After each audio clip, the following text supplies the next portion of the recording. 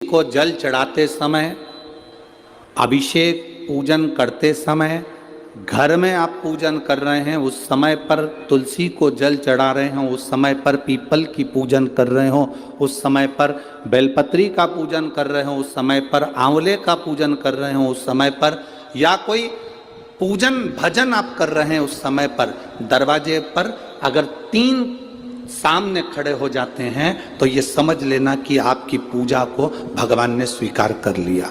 कौन 3 है उसका स्मरण करिएगा। पहला, पूजन करते समय, भगवान की आराधना करते समय अंदर मंदिर में अपने घर में बैठकर आप भगवान निहला रहे हैं, भगवान की पूजन कर रहे हैं, अर्चना कर रहे हैं, सेवा कर रहे हैं, माला जाप कर रहे हैं, पूजन अर्चना कर रहे हैं, तुलसी को जल चढ़ा रहे हैं, उस समय पर 3 का दर्शन अगर आपको हो जाता है, आपके दरवाजे पर अगर आ जाते हैं तो आपका समझ लेना पूजा स्वीकार हो गया। पहले नंबर पर पूजन करते समय दरवाजे पर गौ माता आकर खड़ी हो जाए, समझ लो तुम्हारा पूजन सफल हो गया। आप पूजन कर रहे हैं अंदर से, गाय रंभा रही है, आप पूजन कर रहे हैं अंदर से, गौ माता गौमूत्र कर रही है, आप पूजन कर रहे हैं अंदर से, गौ माता गोबर कर रही है, आप पूजन कर रहे हैं अंदर से और गाय दरवाजे पर आकर खड़ी हो गई। तुम्हारी अर्चना में, तुम्हारी आराधना में, तुम्हारी साधना में गौ माता तुम्हारे सामने आकर खड़ी हो जाए। पूजन के समय पर अचानक आकर तुम्हारे द्वार पर तुम तुलसी को जल चढ़ा रहे हो, तुम्हारे दरवाजे पर आ जाए। और मेरा विश्वास कहता है, यहाँ जितनी मेरी जीजियां बैठी हैं, यहाँ जितने मेरे जीजा बैठे हैं, ये मेरा विश्वास कहता है आपके साथ कभी ना कभी ये जरूर हुआ होगा, पूजन के समय पर गौ माता का दर्शन होता ही, ये मेरा विश्वास कहता है।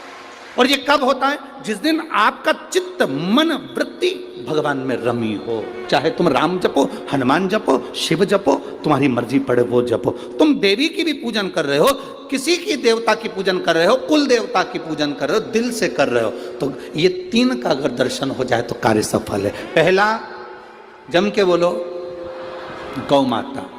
दूसरे नंबर पर हमारे यहाँ हम पूजन में लगे हुए हैं, आराधना में लगे हुए हैं, भगवान की अविरल भक्ति में लगे हुए हैं, भगवान की पूजन आराधना और भक्ति में हम तल्लीन हैं। और दूसरे नंबर पर उस पूजन करते समय पर तुम्हारे घर की बहन बेटी तुम्हारे दरवाजे पर आ जाए तो समझ लो पूजन सफल हुआ है। क्या बहन बेटी के आने से पूजन सफल हो सकता है?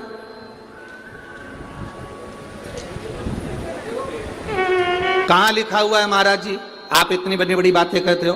पूछने वाले पूछ सकते हैं, कहने वाले कह सकते हैं, आपने कैसे कह दिया कि बहन बेटी के आने से सफल हो जाता करे? तो आप उठाओ, हिमालय राज का बेटा बाणासुर से दोस्ती कर लेता, माता पार्वती का भाई बाणासुर से दोस्ती कर लेता है, और दोस्ती कर लेता है तो उसके चुंगल में फंस जाता है, बाणासुर के चुंगल में भाई संकट में आ जाता है। आज हिमालय राज और मैनावती दोनों बैठकर भगवान की आराधना कर रहे थे, इतने में पार्वती का आगमन हो जाता है। पार्वती ने आते से ही देखा, पिताजी आप आराधना कर रहे हो, पूजन कर रहे हो, किस लिए, क्यों?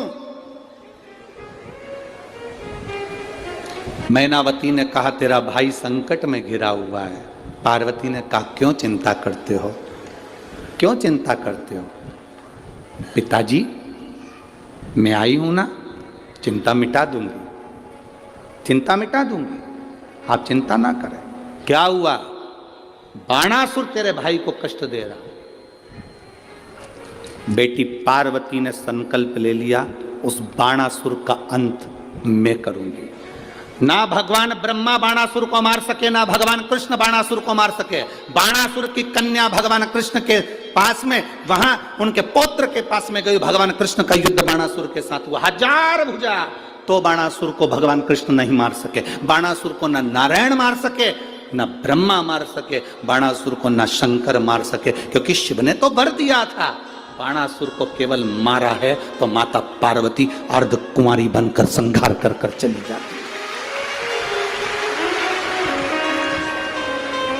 कोई तुमसे पूछे कि ईश्वर वाले महाराज ने कहा कि बहन बेटी के पूजन करते समय अगर बहन बेटी आ जाती है, पूजन करते समय हमारे घर की बहन बेटी, तुम्हारे कुल की बहन बेटी, तुम्हारे घर की बहन बेटी तुम्हारे दरवाजे पर आ गई, भले तुम उसको कुछ दो मत दो, पर बहन बेटी अगर तुम्हारे पूजन के समय पर तुम्हारे क्यों क्यों आप लोगों के ऐसा नियम है कि नहीं हमको नहीं मालूम, हमारे यहाँ तो ऐसा नियम है कि जब भी घर में कोई बड़ा आयोजन होता है, शादी होती है, फंक्शन होता है, कोई उद्यापन होता है, कोई चीज बड़ी करते हैं, तो सबसे पहले फोन बहन बेटी को लगाते हैं कि हमारी बहन हमारे यहाँ आए, हमारी बेटियां, हमारी नंदे हमारे यहाँ आए, हमारी बुआ हमारे यहाँ आए।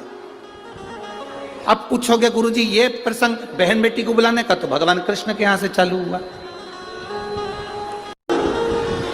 नंद बाबा की बहन नंदा आकर घर में रहने लगी और भाभी को जब जापा हुआ तो सबसे पहले नंदा भगवान को हाथ जोड़कर कहती है, बाबा ऐसी कृपा करना, ए बाबा ऐसी कृपा करना, मेरे भैया के यहाँ 60 साल के बाद तो औलाद हो रही है, तो ऐसी कृपा करना कि उनके घर में लड़का हो जाए। और नंदा हाथ जोड़ती जोड़ती जोड़ती जोड़ती यशोदा जी के कक्ष में गई, और जो कक्ष में गई जाकर जो दर्शन करा तो लाला का दर्शन था। नंदा खुश हो गई, थाली उठाकर बजाने लगी कलदार से, और एक थाली को उठाकर उस नंदा ने बजाया, थाली को उठाकर।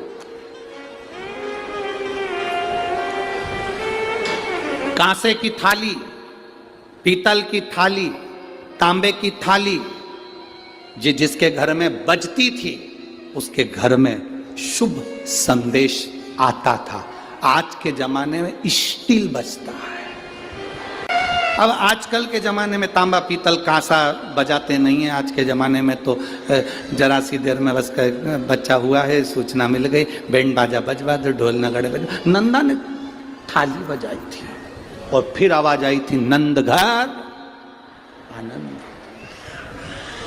नंद घर आनंद भयो। फिर आवाज आई, भजन करते समय स्मरण करते हुए, नाम जाप करते हुए 3 का दर्शन हो जाए, तुम्हारे दरवाजे पर आ जाए, जीवन की सफलता मानना, पूजन सफल मानना। पहले नंबर पर जम के बोलो गौ माता, दूसरे नंबर पर बहन बेटी, और तीसरे नंबर पर हैं संत गुरुजन, जो निष्कपट भाव के, जो तुम्हारे दरवाजे पर कुछ मांगने नहीं आए हैं, जो मांगने आए